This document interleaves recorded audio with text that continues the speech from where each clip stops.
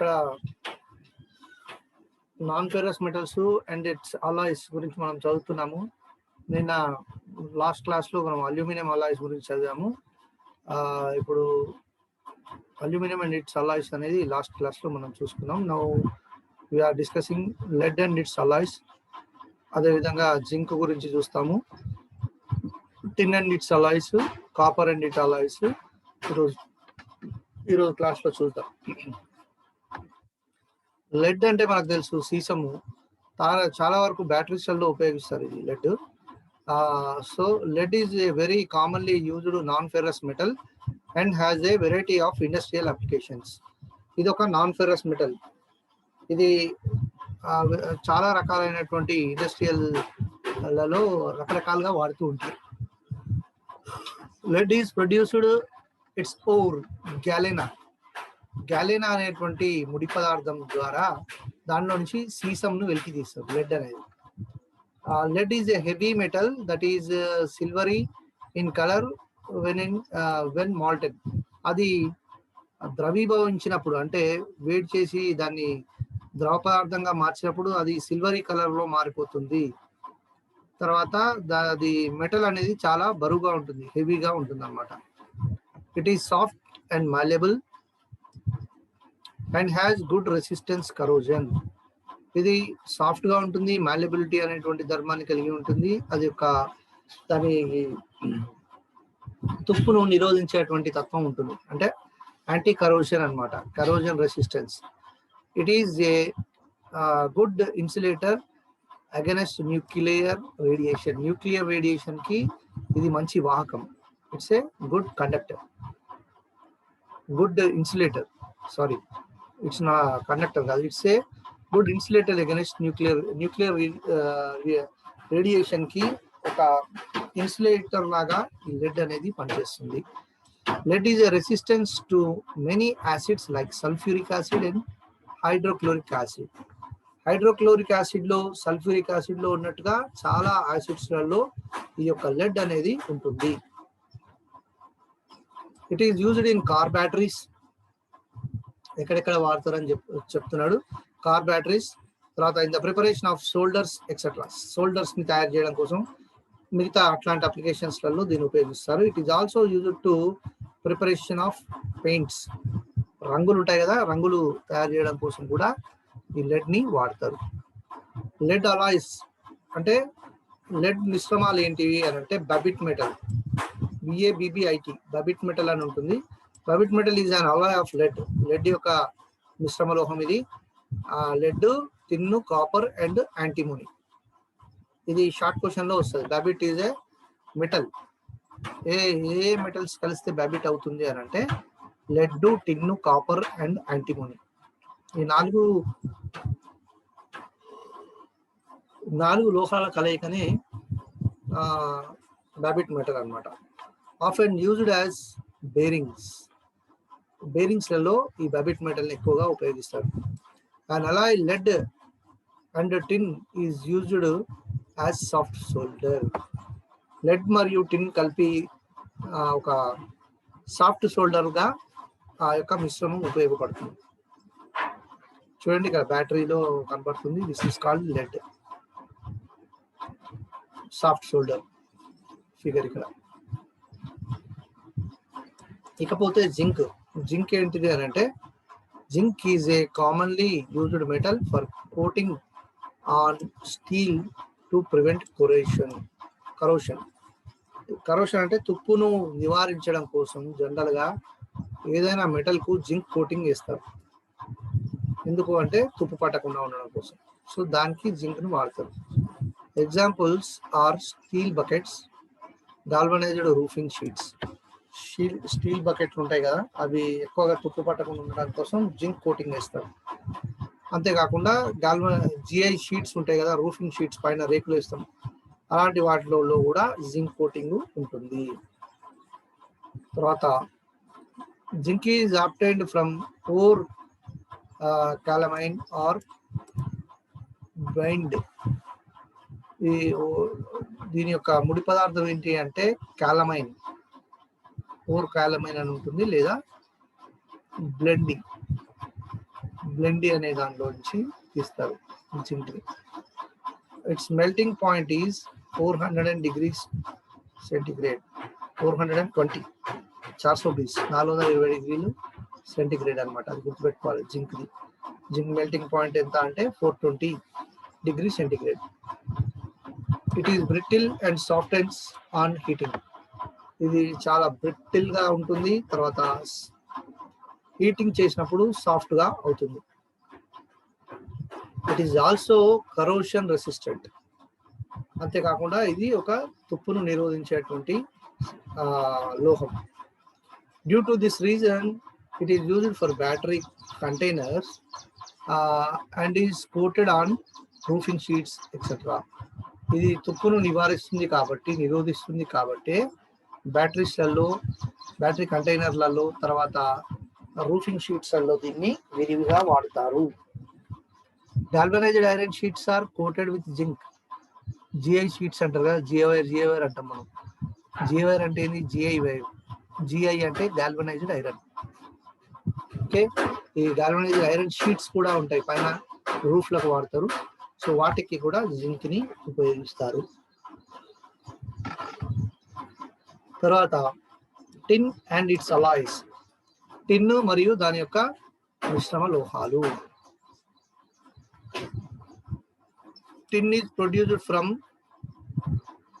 క్యాసిటరైట్. క్యాసిటరైట్ అనేటువంటి ముడి పదార్థములో నుంచి టిన్ అనేది మనకు వస్తుంది. ఆర్ టిన్ స్టోన్ లో నుంచి వస్తుంది.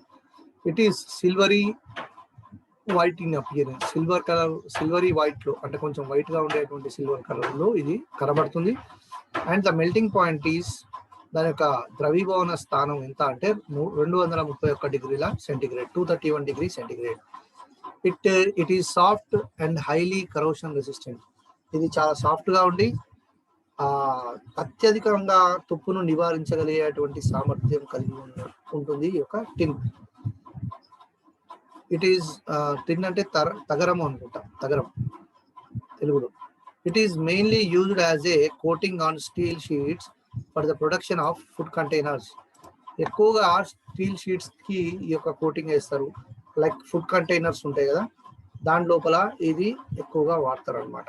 ఎందుకంటే తుప్పు రాకుండా, ఫుడ్ను క్యారీ చేస్తున్నప్పుడు ఫుడ్ పాడవకుండా ఉండాలంటే లోపల చాలా పరిశుభ్రంగాను, తర్వాత తుప్పు రాకుండా, ఏ ఇతర మలినాలను అంటకుండా ఉండాలి కాబట్టి టిన్ కోటింగ్ వేస్తారు. It is also used with other metals to form alloys. ఇది ఇంకా వేరే వాటితో, లోహాలతో కలిసి ఒక మిశ్రమ లోహంగా మారుతుంది. Example, tin with copper to form bronze. Tin copper తో కలిస్తే కనుక అదేమవుతుందంటే బ్రాంజ్ అవుతుంది. Tin with lead to form solder. Tin lead కలిసినట్టయితే అది సోల్డర్ గా మారుతుంది. Tin with copper, lead. Tin, copper, lead and antimony, ఇవి 4 కలిస్తే టు ఫార్మ్ బ్యాబిట్ మెటల్. ఇంతకుముందే మనం చదువుకున్నాం బ్యాబిట్ మెటల్ బేరింగ్స్ లలో ఉపయోగిస్తారు అని చెప్పి. సో బ్యాబిట్ మెటల్ కావాలి అంటే కనుక టిన్ను, కాపరు, లెడ్, యాంటిమోనీ కలుస్తాయి. ఇది తప్పకుండా షార్ట్ క్వశ్చన్ వస్తుంది, ఇది గుర్తుపెట్టుకోండి, బ్యాబిట్ మెటల్. తర్వాత copper and its alloys. Copper, దాని యొక్క మిశ్రమ లోహాల గురించి మనం చూద్దాం. Copper, metals without iron are called non ferrous metals. Iron లేనటువంటి, ఫెర్రస్ లేనటువంటి మెటల్స్ అన్నిటిని కూడా నాన్ ఫెర్రస్ మెటల్స్ అంటాం. ఎగ్జాంపుల్, అందులో ముఖ్యమైనటువంటి చాలా ఉన్నాయి, కానీ ముఖ్యమైనటువంటి copper, aluminium, zinc, lead, tin. So ఇందులో కాపర్ గురించి మనం చదువుతున్నాం. Copper, this is extracted from its ore. దాని యొక్క ముడి పదార్థం మాలచైట్, MALACHIT, మాలచైట్ అనేటువంటి ముడి పదార్థం నుంచి కాపర్ బయటకు వస్తుంది. Which contains about 55% copper. అందులో మాలచైట్ లో 55% కాపర్ ఉంటుంది. అండ్ పైరైట్స్, PYRITES, పైరైట్స్ లో నుంచి కూడా కాపర్ వస్తుంది. విచ్ కంటైన్స్, అందులో కాపర్ 32% ఉంటుంది. ఓకే, సో దీని యొక్క ధర్మాలు ఏంటంటే, ప్రాపర్టీస్: రెడ్డిష్ ఇన్ కలర్, ఎర్రగా ఉంటుంది. Copper is easily distinguishable because of it's colour. చూడగానే గుర్తుపట్టేగా ఉంటుంది, ఈజీగా దాన్ని ఐడెంటిఫై చేయొచ్చు కాపర్ని, ఎందుకంటే దాని యొక్క రంగుని బట్టి ఎరుపు రంగులో ఉంటుంది. కాపర్ అంటే ఏంటి? రాగి. Okay. The structure when fractured is granular, but when forged or rolled is fibrous. దీని యొక్క స్ట్రక్చర్ ఎట్లా ఉంటుందంటే దాన్ని బాగా వేడి చేసినప్పుడు, ఫోర్జింగ్ లో వేసి వేడి చేసినప్పుడు దాని యొక్క స్ట్రక్చర్ గ్రాన్యులర్ గా ఉంటుంది. అదే కనుక రోలింగ్ చేసినట్టయితే అది ఫిబ్రస్ గా ఉంటుంది అనమాట దాని యొక్క స్ట్రక్చర్. తర్వాత it is very malleable and ductile and can be made into sheets or wires. ఇది చాలా మాల్యబిలిటీ ధర్మం కలిగి, డక్టిలిటీ ధర్మం కలిగి ఉంటుంది కాబట్టి దాన్ని ఈజీగా కూడా వైర్ల లాగా, షీట్స్ లాగా మలుచుకోవచ్చు మనం copper. It is conductor of electricity. అది చాలా మంచి విద్యుత్ వాహకం. Copper is extensively used as electrical cables and parts of electrical operators with conduct electric current. Copper అనేది మంచి ఎలక్ట్రికల్ కేబుల్స్లలో, పార్ట్స్లలో, తర్వాత ఎలక్ట్రికల్ ఆపరేటర్స్ అంటే ఏమంటారు పరికరాలలో వాడతారు ఎక్కువగా. ఎలక్ట్రిక్ కరెంట్ ఉత్పత్తి చేసేటువంటి ఎలక్ట్రిక్ ఉత్పత్తులలో కాపర్ని విరివిగా వాడతారు. Copper is a good conductor of heat and is also highly resistant to corrosion. ఇది హీట్, ఉష్ణము కూడా దీనిలో బాగా ప్రవహిస్తుంది, విద్యుత్ కూడా ప్రవహిస్తుంది. ఇది తుప్పు కూడా పట్టదు, తుప్పును నిరోధిస్తుంది. కాబట్టి for this reason it is used for boiler, fire boxes, water heating apparatus, water pipes and vessels in brewery and chemical plants. ఈ రీజన్ చేత, ఇందుచేత దీన్ని ఎక్కువగా బాయిలర్లలో, ఫైర్ బాక్సెస్లలో, వాటర్ హీటింగ్ ఆపరేటర్స్ అంటే ఏంటి? అవి ఒక పాత్రలు, వాటర్ హీటింగ్ పరికరాలు, తర్వాత water pipes, vessels, brewery and chemical ప్లాంట్స్లలో దీన్ని ఎక్కువగా ఉపయోగిస్తారు. Also used for making soldering iron. Soldering iron కూడా తయారీకి కూడా కాపర్ ని వినియోగిస్తారు. The melting temperature of copper is, ఇది ఇంపార్టెంట్. కాపర్ యొక్క మెల్టింగ్ పాయింట్ ఎంత అంటే 1083 డిగ్రీల centigrade, 1083 degree centigrade, which is very very important. You have to buy heart it, గుర్తుపెట్టుకోవాలి. The tensile strength of the copper can be increased by hammering or rolling. Rolling కానీ hammering కానీ చేసినప్పుడు దీని tensile strength అనేది increase అవుతుంది. Tensile strength అనేది ఒక యాంత్రికమైనటువంటి ధర్మం, మెకానికల్ ప్రాపర్టీ. అంటే వైర్ గా సాగే గుణం కలిగినటువంటి టెన్సైల్ కదా. ఆ గుణం అనేది మనము రోల్ చేసినప్పుడు, హ్యామర్ చేసినప్పుడు ఈ యొక్క స్ట్రెంగ్త్ అనేది ఇంక్రీజ్ అవుతుంది, టెన్సైల్ స్ట్రెంగ్త్ అనేది. తర్వాత కాపర్ అలాయ్స్. కాపర్ యొక్క మిశ్రమ లోహాలు ఏంటివి అంటే బ్రాస్. మొదటిగా బ్రాస్ లో it is an alloy of copper and zinc. Brass, copper, zinc రెండు కలిస్తే బ్రాస్ అవుతుంది. ఎంత పర్సెంట్ కాపర్ ఉంటుంది, ఎంత పర్సెంట్ జింక్ ఉంటుందో చూద్దాం. For certain types of brass small quantities of tin or lead are added. కొన్ని పర్పస్లలో మరి రెండే కాకుండా టిన్ కొంచెము, లెడ్ కొంచెం కూడా యాడ్ చేస్తారు. The colour of brass depends upon the percentage of following elements. మనం కలిపేటువంటి లోహాల మీద ఆధారపడి ఉంటుంది దాని యొక్క కలర్ ఏ విధంగా మారుతుంది అనేది. The colour is yellow or light yellow or nearly white. దీని యొక్క కలర్ ఎట్లా ఉంటుంది అంటే ఎల్లో కానీ లైట్ ఎల్లో, లేదంటే దాదాపుగా వైట్ గా ఉంటుంది. It can be easily machined. ఇది ఈజీగా దీన్ని మిషనింగ్ చేయవచ్చును. Brass is also corrosion resistant. Brass కూడా తుప్పుకు, నాన్ ఫెర్రస్ మెటల్స్ అన్ని కూడా తుప్పు పట్టకుండా ఉండడానికి ఉపయోగిస్తారు. ముఖ్యంగా చెప్పుకోవాలంటే తుప్పు రాదు వాటి వల్ల. Okay,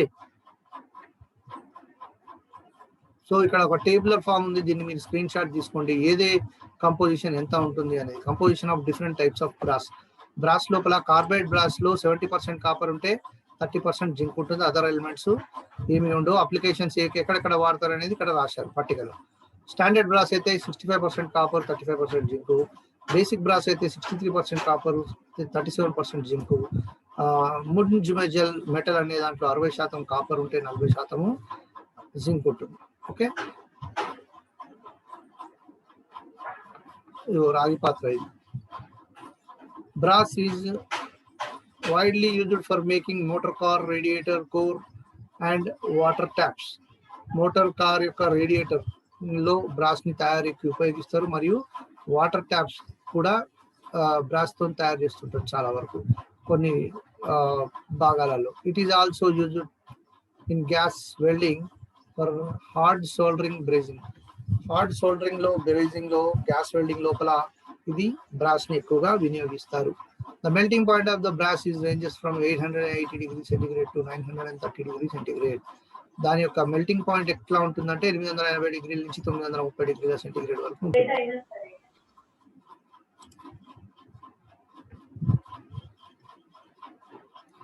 Brasses of different compositions are made for these applications. Different compositions లో different applications కోసం బ్రాస్ ని కంపోజిట్ చేస్తారు. The following table 1 gives commonly used brass alloy compositions and their application. ఇక్కడ ఉన్నటువంటి టేబులర్ ఫామ్ లో కామన్ గా ఏ composition లో మనము బ్రాస్ ని మిశ్రమ లోహంగా తయారు చేస్తాము, ఎందుకు ఆ తయారు చేసినటువంటి ఆ మిశ్రమాన్ని ఎక్కడ వాడతాం అనేటువంటిది కింద టాబులర్ ఫామ్ లో ఉంది, మనం చదువుకుందాం. నెక్స్ట్ బ్రాంజ్ అనేది basically it's an alloy of copper and tin. Copper మరియు టిన్ యొక్క మిశ్రమ లోహమే bronze. Some times zinc also added for achieving certain special properties. ఇంకా కొన్ని యాంత్రిక ధర్మాలు పొందుకోవడం కోసం అప్పుడప్పుడు జింక్ ను కూడా దీంట్లో కొంచెం యాడ్ చేస్తారు. It's colour ranges from red to yellow.